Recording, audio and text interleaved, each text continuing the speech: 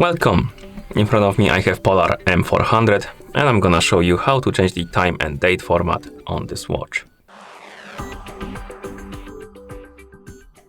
Let's start by pressing the up button to scroll through the menu. Scroll through the menu until you find the settings icon. Once you find it, press the middle button to enter the settings.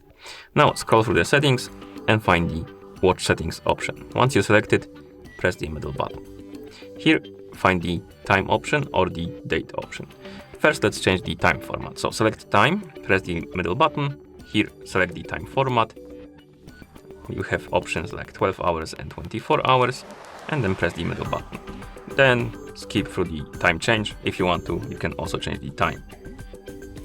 Okay, and once you press the middle button a couple of times, the time will be set and the format will be changed. And to change the date format, select date, press the middle button, select the date format, and select one of the formats right here. Then press the middle button to confirm. And once you're done, you can press the middle button a couple of times to go, or rather back button, not my bad, to go back to watch face. And that's how you change the date and time format on this watch. Thank you for watching. If you found this video helpful, please consider subscribing to our channel and leaving a like on the video.